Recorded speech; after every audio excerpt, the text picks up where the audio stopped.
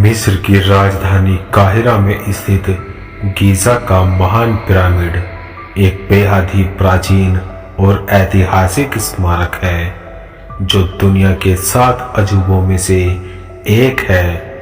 प्रसिद्ध नील नदी के किनारे पर बना हुआ यह पिरामिड बड़ी संख्या में पर्यटकों को अपनी ओर आकर्षित करता है। इस पिरामिड को खुफू का पिरामिड और ग्रेट पिरामिड ऑफ गीज़ा के नाम से भी जाना जाता है।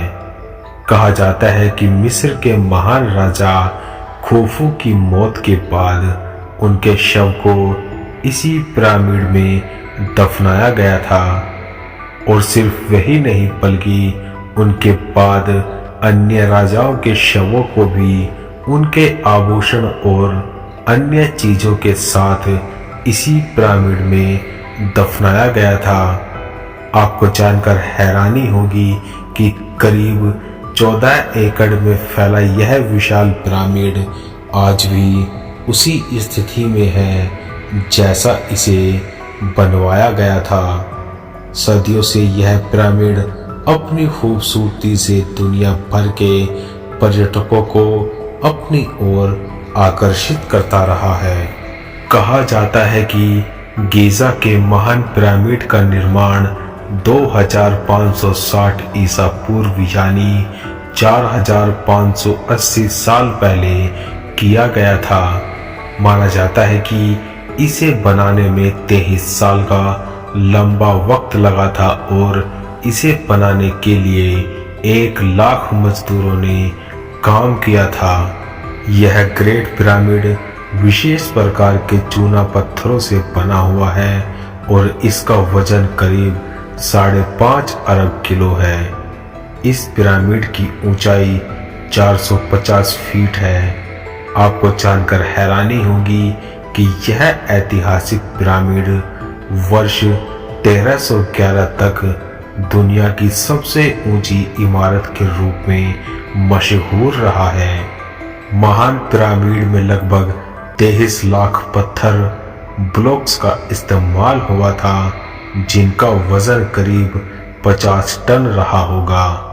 मिस्र के ये महान पिरामिड ऐसी जगह बने हैं कि इन्हें इजराइल के पहाड़ों से भी देखा जा सकता है और माना जाता है कि ये चांद से भी दिखाई देते हैं। इसमें 2.3 मिलियन लाइमस्टोन ब्लॉक्स और ग्रेनाइट पत्थर लगे हैं। सबसे बड़ा ग्रेनाइट पत्थर राजा के चैम्बर में मिला था जिसका वजन 25 से 80 टन है।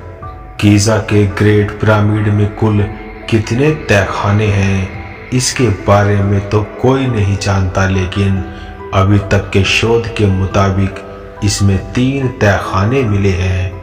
आधार तहखाना, राजा का तहखाना और रानी का तहखाना। लेकिन हैरान करने वाली बात तो ये है कि राजा के तहखाने में न तो राजा की मम्मी मिली और न ही रानी के तहखाने में रानी की मम्मी, जबकि इस पिरामिड के राजा और रानी के शव के संरक्षण के लिए ही यह बनवाया गया था। गीज़ा के पिरामिड को इस तरह बनवाया गया है कि इसके अंदर का तापमान हमेशा नियंत्रित रहता है। पिरामिड के बाहर का तापमान चाहे कितना भी हो, लेकिन इसके अंदर का तापमान हमेशा 20 डिग्री सेल्सियस ही रहता है। इसके अलावा यह पिरामिड किसी भी तरह के भूकंप को झेल सकता है।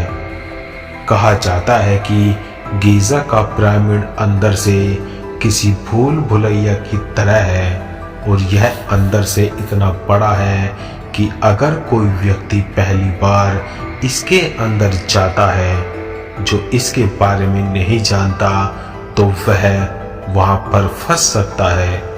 उसे समझ नहीं आएगा कि बाहर कैसे निकला जाए।